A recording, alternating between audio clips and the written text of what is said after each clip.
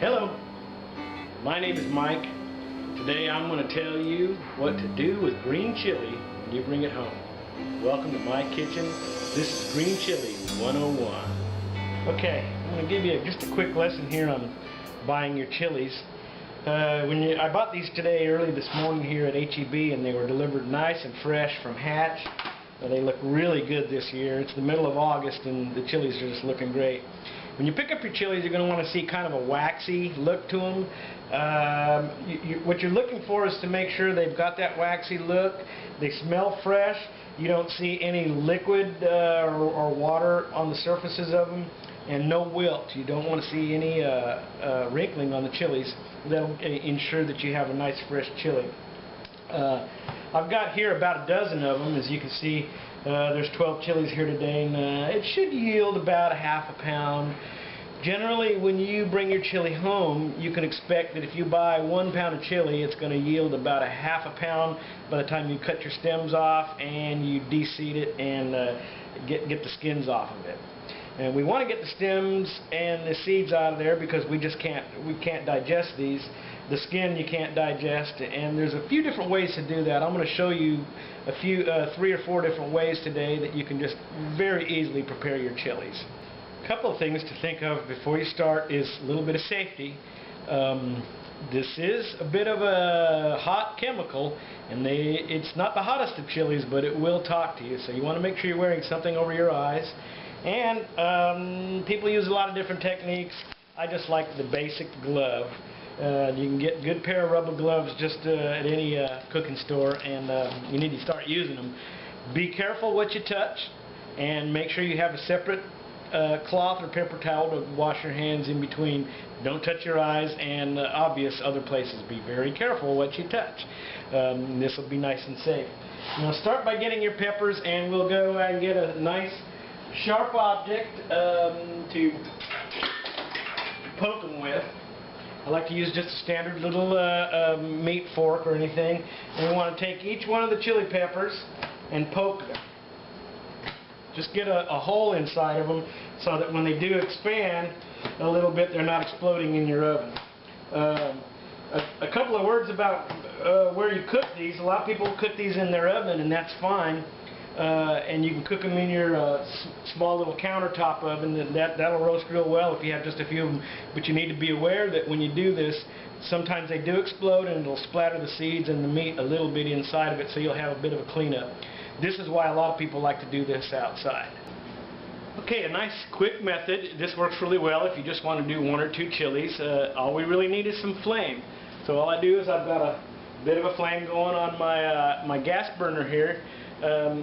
It doesn't work too well on an electric top, or especially on the nice smooth type tops, but a flame will work real well. And all I do is hold the chili up on top of it as it rotates around, rotate it around, and let it start to sizzle. A lot of people will use a little screen type of device on top of this, or a rail type device, and that works real well to hold the chili from getting too far into the flames. And you can hear it, it's popping a little bit now. And we'll just roast that up and turn it as it goes, and we're going to use just plain fire and turning it over to roast.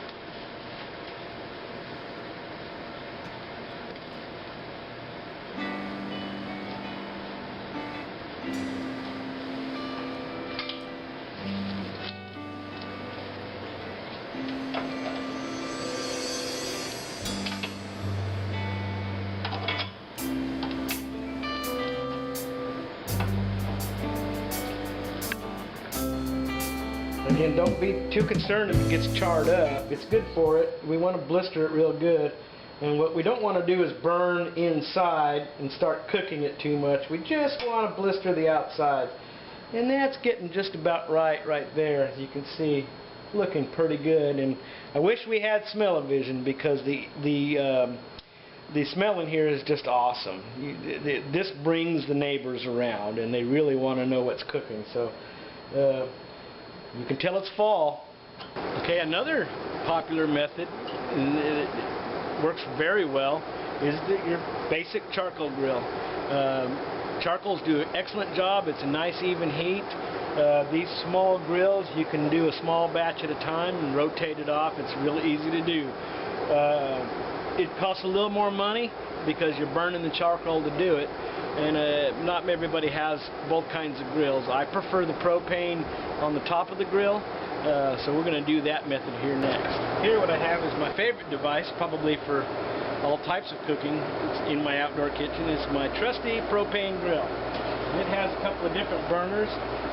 You can use the infrared on the side. That's okay to use for small batch, but on the tops of the grates is the best thing to do my green chili. So I'm going to get it cooked up and started here. Get some of these running. And we'll go get our chilies. Okay, got a pretty good fire going on the cooker now. Brought it up to about 350 degrees. Just keep an eye on it. And I want to just spread my chilies out. Get about a dozen or so here. I've got another 11 left. And we're going to get these going on one side. And get back in the kitchen and get my tongs. Okay, a quick word about the cookers. One thing you want to think about is you'll go to a lot of these stores that sell the chili, and they'll have these big tumbler propane-driven cookers that sound like a jet engine going off, and they're okay. You can use those. What I don't like about them is it tumbles the chili, tends to bruise it up a little bit. I like them to be uniform when I pull them out because I like to save some of them for chile rellenos and cook whole. And another thing it does is it'll leave little tiny pieces of the skin that's charred in the chilies, and I kind of don't like that. I don't like to have to scrape it so much. So again, I think that the most important ingredient you put in the food you cook is your love. And part of the love is how you handle the food. So I'm just gentle with my chilies. I like to take and just turn them nice and easy, and just keep them rotated on top of the grill. You can see where they're getting hot and move them to different spots. And every grill has a hot spot and a cool spot. You just got to find it on your grill and move the food around. But you see, these are already starting to do really good. And it's a little bit hotter towards the back, so I'm going to move some of these towards the back and rotate forward.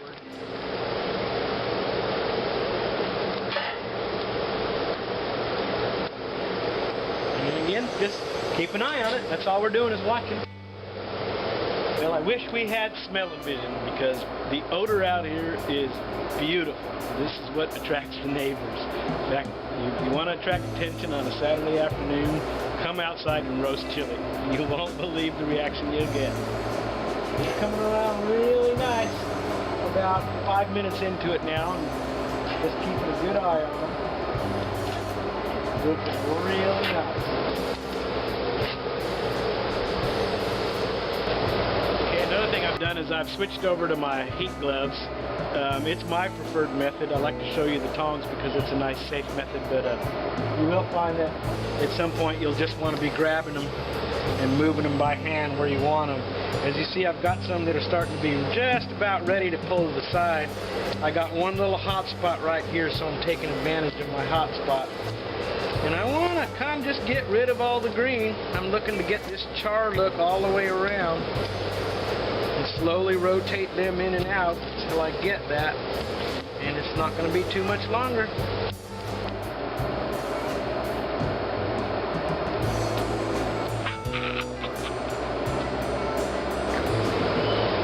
Okay, if you get some that try to curl like this, all I really do is get in there and snap it so that it lays flatter.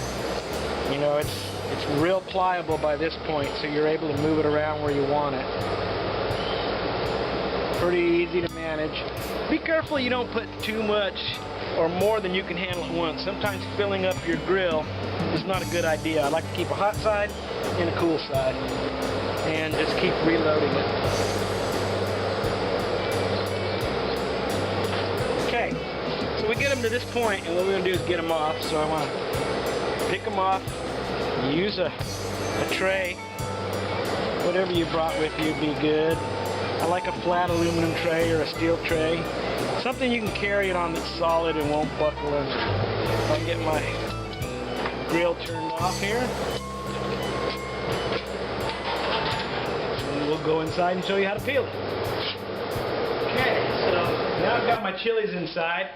I want to get them, cover them up a little bit. Here's the one I did on the oven earlier, and you can see it is a little bit different the way that it roasted it. They're not quite the same. So I'm going to put these. I use a paper towel inside of a towel, and I put them fairly close to each other on top of each other so they'll steam a bit. And we just roll this over, keep the heat in, let it sit there to cool just a little bit so that we can handle it. It also lets the skin or the meat from the inside start to steam inside, and it helps in the peeling process. So we want to let these rest about 15 minutes or until they're cool. It's best not to handle it when they're real hot, because now you have the heat of the chili and you have the heat of the stove, and sometimes you can confuse one with the other. So we want to watch the heat and stay safe about that. Okay, a couple of words about chili. If you go to New Mexico and you order at a restaurant, you're going to get some good chili, because everybody there really does know how to cook it. You'll find so many different styles. But one question that you will get is red or green. And you got to kind of know what they're asking you. Green chili, it all comes from the same place. It's the same thing. Green chili is what we've been working on. We've been out peeling and roasting. This is the regular green chili. It is usually packaged wet, frozen, usually never dried, but it does dry very well. This is red chili, and this is what you see that comes in the little ristras and hanging up all around houses and backyards, patios and porches. In fact, I've got one hanging here that I draw these from. And it's the very same pepper. If you look at them, there's really no difference between the two peppers. But this one is dehydrated out in the sun and let to dry, and is usually used wholes. They'll cut the stems off here and usually put the whole thing in a blender. There's no way to de-seed it. The seeds are inside of it. You can hear them rattling around.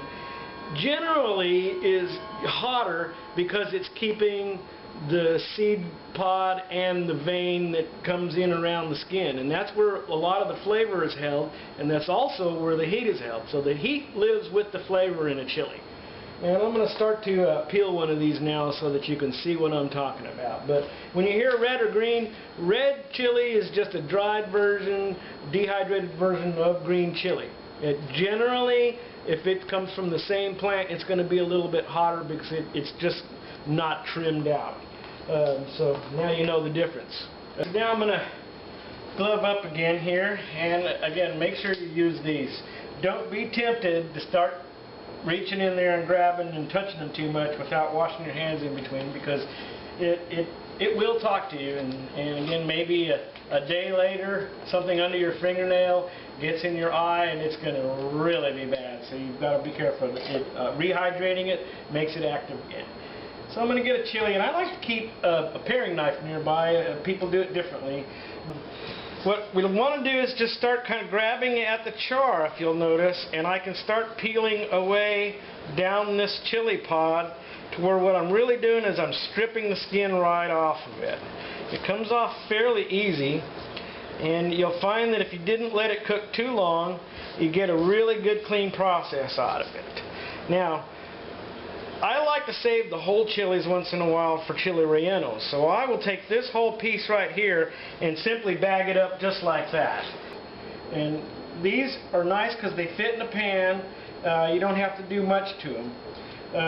But you got to remember this still has a seed pod in it if you cook it. So another thing that I'll do is just slice it down the middle. And you can save it with the stem on like this too. And you've got to remember, if you look really close, there's a little vein that runs along here along with these seeds. That's where a lot of your heat and your flavor is. So when you see this vein, you don't want to pull the whole thing out. You've got to be careful you don't scrape the whole vein out, but you can get your seeds out real easy by just pulling along with a knife, or even pushing it along with your glove. Now to save this for a chili relleno, I find that I can stuff these just fine by putting the cheese up inside of it, twisting it around, and if I dip it in my batter real quick, or even as a traditional egg-like relleno, it doesn't matter that it's split open. You don't have to worry about that. So I commonly split my chilies open, and I might package about 2 or 3 of these at a time in a bag so that I've got one meal with chili rellenos the size that I can put in a pan. Okay, so that's one way to save the chili. Now, the next way that I've got is I'm just going to go ahead and, again, do the very same thing here. I'm going to peel the chili off, or peel the skin off, get all the char. And this is another thing that, again, those commercial roasters don't get off. I'm going to show you chili here in a little bit that's not done. It's done by a steam process, and it's very clean. You get a high yield. When I package them like this, is I'll go ahead and cut the stem all the way off of it. Just discard it. That's where most of the seeds are. You can kind of feel where the vein is and get away from it. I like to keep the veins intact. Again, the heat and the flavor stays in the vein. And I'll roll these seeds all the way out, getting most of them out. And you see, that's a really nice, clean little fillet of a green chili, which is the perfect way to package this. So if you'll take a look at that, you'll see what I'm talking about. Now that's, again, another way that you could make a chili relleno like that and not have any of the seed pods. And there's a lot of people that can't digest these seeds, and that's including me, so I like to get all of them out. So that's another method of doing it. Other times, again, it's just peel it right off, get the skin all the way off. Okay, if it's very hot chili and you want to tame it just a little bit more, you do the very same things. Slice one end off the top, and now instead of going towards I just want to go ahead and take everything I can out of it. If you'll notice, you can even get that vein, which holds a lot of heat, out of there. So again, usually we're buying chili for the flavor that comes with the heat. I do find there can be chilies that are a little bit hotter than the flavor that they produce, so you can devein them out. A quarter pound at a time. You have to kind of look. I like them packaged in a quarter pound because I can always grab 2 of them out of the freezer, and if I need a full meal, or I can just make a quick sauce out of 1 pod or 2 pods. So about 3 at a time. I usually do my relleno whole chilies in 3s, and then if they're nice healthy chilies like that are coming from Hatch this year from HEB, these are looking really good, and I'll put 3 of these at a time, and I'll package them in 1 bag. Okay, another thing about packaging them is, if you will, get them in the bag. And again, the bags will be somewhat contaminated. I want to get them all the way down to the bottom of this bag and try to get most of the air out. And you'll see that you're getting the air out. Okay, then you can roll it on up. Get the air out here on the board. And again, zip it up.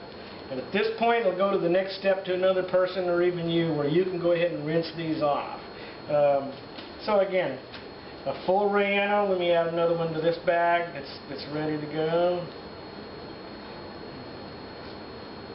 Again, after you get started getting around it, you'll find that they peel real quick and you'll get pretty good at them.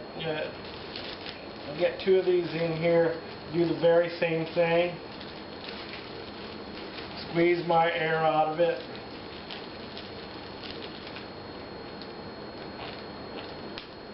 And then these babies are running pretty close to a quarter pound for 3 of those. Sometimes it varies. You got to just kind of do them and weigh them and see what you get out of them. But that's basically it. Now let me show you another couple of things about packaging and how you can buy this stuff. Okay, now a quick word about packaging. The ones we just did were these right here. Pulled them out and they're not frozen yet. And they, again, I'm guesstimating about a quarter ounce for every, quarter pound. So there'd be 4 ounces for every 3 chilies or so. As you see, what I do is these are the ones I already had frozen, and I'll go ahead and mark these chili rellenos whole, and then I'll put the date that I packaged them. Generally they stay, if I can get all of the air out of them, they're going to stay at least a year in the freezer, sometimes a little bit longer. So when I buy for the year, I got chili all year. You can buy 30 pounds of chili. In fact, I just did 40 for 2 families. We'll probably do another 30 for all the guests and other people. But I'll just label these and package them in my baggies. And I've recently discovered a new company that I'm getting these from that are pre-packaged, And it's a little more expensive, but they come in really nice little quarter-pound vacuum pack bags. You could also do this with a vacuum sealer at home, buying your own chili and doing this. But this is a really neat way to do it, and it comes in a 3-pound bag, frozen. But again, the whole idea here is it's fresh frozen. What they do with this is it's the same process that we just did, but they run it through a very hot steamer where it steams it on 2 sides. Blisters it right away. Another machine comes off. It's machine done. It'll peel the chilies off. Then another machine cuts the stem off. And you see there's a few more seeds inside of this. So you do got to take a little care to take the seeds out. But I find that it's so convenient.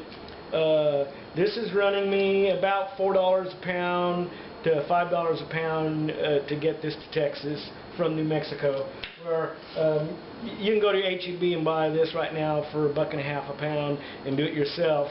Of course, the packaging and your time, it's how much is it worth it. But when you do this for yourself and you know how the process is done, you can always appreciate the food. And more than anything, you're putting the love into it. Remember how you handle your food? That's where the love comes from.